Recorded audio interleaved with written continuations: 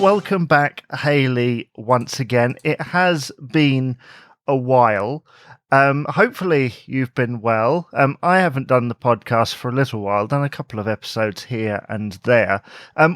We'll talk about the gigs that you've been going to, or not. Maybe you've missed one or two in a moment. But there's a question that I've been dying to ask you. Have you watched Turning Red on Disney Plus? No, I haven't yet. I've seen it advertised. I take it you recommend it? Well, I recommend it. And this is the thing. Part of the thing that people talk about with that film is all the stuff about periods and, growing up and stuff.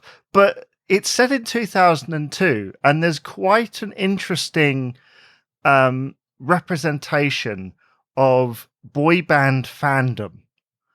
And to be honest, I was watching it and I was like, Hayley's either going to think, they've overdone this, or this is exactly what it's like being a fan of a boy band in the early 2000s. That was no one's really talking about that aspect of it, and I just wondered what you thought of it. I definitely check it out. So, what gigs have you been to, Hayley? I have been to see Ava Max, Carly Rae Jepsen, and Lady Gaga, plus various tributes. I like going to see tribute bands, so yeah, quite a lot of things. Yeah. And those tribute bands, are they more modern, or are they a little bit further back? So I've seen Taylor Swift tribute, Katy Perry tribute, and Michael Jackson tribute. And were they separate shows, or were they like one show? Basically, they've been on it like festivals and things where it's been like a tribute festival over the weekend. So that there's been lots of different tribute acts on the bill, kind of thing, and they've been the ones from there. And also, I've got scheduled to see other tributes for Michael Jackson. So that's another thing that I like doing, going to see Michael Jackson tributes. So I guess with people like Katy Perry, when you're trying to replicate that, you're predominantly trying to replicate the voice, I would imagine, as well as a percentage of the stage show, because those stage shows are so big, you couldn't possibly do that as a tribute. Exactly. I mean, to be fair, they do it as best they can. They put on a great show. It's a really good, but the atmosphere as well, and the crowd always seem to enjoy it and love it, which is good to see. And it's just fun. It's nice hearing the songs and seeing the actual performer and replicate that artist as well. Yeah, I always like how those acts, they always look like they're enjoying it, as you say, and they put their own spin on it. To do a Michael Jackson obviously takes a lot more. There's a lot more kind of dancing involved. At a festival, though, which is normally like on the back of a truck or something, isn't it? Yeah. It must be much harder to do that. Yeah, I mean, one of them I went to, it was really good. It was it's set in a big top, and I just thought that was really cool the way they got it set up, and it was the first year they've done it, and I mean, hopefully it'll come back next year, because I mean, like, from the vibes I got, the audience seemed to love it, the crowd that liked it, as I said. But it was a really good atmosphere. It was over a period of 3 days. I went 2 days at the 3, and the 2 days I went, it was really good. So, see, the thing that annoys me about those kind of festivals, though, is that they have the name of the band or the artist, and then they have the name of the tribute in small letters underneath. Which, if it wasn't a bunch of acts in some cases, because those things, they have a lot of newer stuff, but there's also tributes to a lot of bands who are no longer running. So you look at the poster and you see like Queen and Oasis, and you know that Queen is going to have a Freddie Mercury in it, for example. Yeah. So it's not quite as misleading as if it was just like Taylor Swift, Katy Perry. But I guess if it's in a smaller location, you would wonder. I know a few years ago, over 20 years now, I was on holiday in Somerset, and I went to this night on the campsite that we were on, and it was it said Westlife, and I still think my relative who I went with, we convinced him it was the real deal, right? And it was this tribute act. I assume. I still don't know. They might have been called like West Side or something Yeah, like that, but it just said Westlife.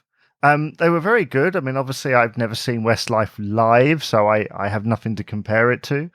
Um, but that seemed odd to me at the time, and since, I guess, that a band that was so current had a tribute act, because you do associate it. yeah, exactly. I know what you mean. Like the modern ones, more, it's. But I mean, it's not a bad thing. But you think more of the more older artists. It's like at that festival I went to, there was an Elvis tribute, which obviously you'd understand it, wouldn't you? More so, like Elvis, for example. Yeah, and I think when they have a long, I mean, to take Elvis as an example, and he is relevant to this podcast because he did have a number one in the 2000s after all. Um, he had so many different eras that when you have different Elvis tributes, they kind of focus on very specific times, unless it's like a massive stage show. I mean, the thing is, a lot of those things are almost like the old package tours that you used to get, and you still get them. Like you get like package tours of like boy band and girl bands from the 2000s. For some reason, my Facebook keeps recommending these posts of like concerts that are going on that have got like A1, 911, Bewitched, all the S Club, all on the same bill. It's a very popular thing, I think. Yeah, it's great. And also when they do the weekends at the holiday parks, we were saying earlier, and like with Butlins and things like that, when they have them all on there, I think that's great as well. It is great, but it's not good if you live locally, because obviously you can't get a ticket to go in and watch it. You kind of have to. I spoke to someone about this once, and they actually had to pay for accommodation even though they lived up the road, in order to go in, which I kind of understand. I've had a little bit of experience with this because I'm going to a private event there later this year, and I had a chat with them about this, and they said that one of the reasons that they do it like that is so they know how many people have attended on the thing. And it's obviously something that they do. They want to know who's going to that event, and it just so happens that comes with the accommodation, because many people would come from Yeah. elsewhere. So therefore, it comes as a package over the 3 days or whatever it is. So Well, yeah, because some of those acts will do um, concerts or shows in local theatres as well, depending on who they are. Although they tend to be the arenas. Like around here, it's Brighton, I think, is the nearest. Usually get like Brighton or Portsmouth is where people go. And then we have a holiday park here in Bognor Regis, wink, wink, wink. And a lot of acts go there, but you have the same problem that we would describe. It's sort of two different audiences, I guess. Is this an interesting conversation? I think it is, because we go. I think sometimes people see tribute bands as a lesser thing, and sometimes it kind of looks like a slight cheapening when you see a lot of those pop acts on the same bill. But you think, back in the 90s or early 2000s, if you found out that a bunch of these acts were all on the same bill and it was the same price as the cost of seeing one band, then you would go, wouldn't you? I mean, there are some exceptions. I don't remember ever seeing someone like Boyzone, for example, on one of those multi tours. It tends to be a very specific type of act. I mean, another thing that I've also been to recently is Swiftageddon, which is a club night dedicated to Taylor Swift, where they just play Taylor Swift all night, and that's great. It really is. Now, allow me to say the words of half of my audience. Are there enough Taylor Swift tracks to cover? There was actually. Yeah. It normally starts at like 10 or 11 o'clock and it finishes at 3 a.m. normally. Wow. And is there any repetition in that? Maybe a couple, to be fair, but the crowd don't seem to mind. So if they play it more than once, but more often than not, no. Like I said, a couple like fan favourites they repeat, but most of the time it's solid throughout. So I was going to ask you how many times they played "Shake It Off" because I reckon that's the favourite, because it's the one of the very few Taylor Swift songs that's got a bit of, as some people might term it, a bit of go to it. Yeah, they do play. I wouldn't say they play it repetitively, though, but they do play it. Yeah, definitely. So, and I Knew You Were Trouble as well. That's number. And of course, we're never getting back together. Never ever getting back together. So yeah. Well, there are those, and obviously you have two versions to choose from, plus live versions. So yeah, I can see that because she's quite prolific. I am looking forward to the time when she starts to release new music rather than these Taylor's versions. They're not bad. They're doing the job because, you know, as a songwriter, it is important that she maintains some control over the work that she puts out.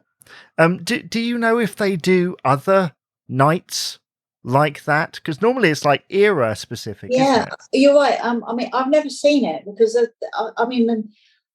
I think I mean there could be a scope for like other like artists and that. You know, you could do like nights dedicated to artists. You'd think it'd be more of a bigger thing, but I've never seen it. No. It is normally era centric. So have you got any gigs coming up, Hayley? I'm seeing a Michael Jackson tribute this weekend, actually, this coming weekend, another one at the end of the month. Then in September, I've got another Michael Jackson tribute, and I've also got McFly and A1. McFly, that will be a great show. Very much guitar led. It was always McFly and Busted. To be honest, I thought McFly were better, slightly more credible, I guess, but I don't want to offend anybody. That's a lot of Michael Jackson tribute acts. Yeah, I really do like them, and there's lots of different ones. My partner and I just love going to see them, and because I never got to see the real Michael Jackson. My partner did when he was younger, lucky thing, but I never did, and it's something that we enjoy doing together. So, and then I've got Butlins in October that my partner I go to, and he's never been to Butlins before, so that'll be a nice experience for him. But that's Back to the Noughties weekend, so lots of Noughties artists, A1, Cascada, Atomic Kitten. Yeah, really looking forward to that one. And do you get bored of seeing these acts time again?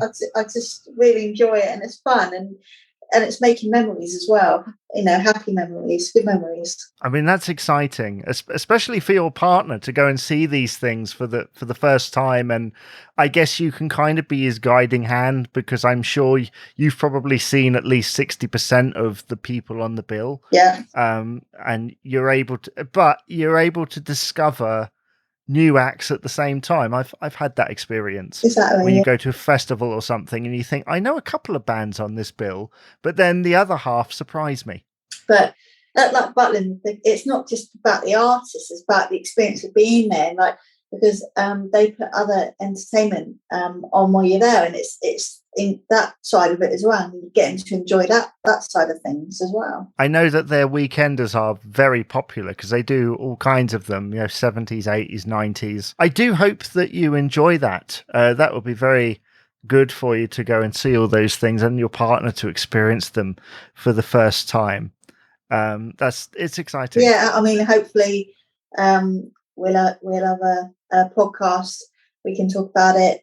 Either I can give you an update before, like of some of them, and then or afterwards. And yeah, of course, it'd be nice to let you know how we get on. But yeah, I'm really looking forward to Butlins, especially for my partner's experience. It'd be nice. So.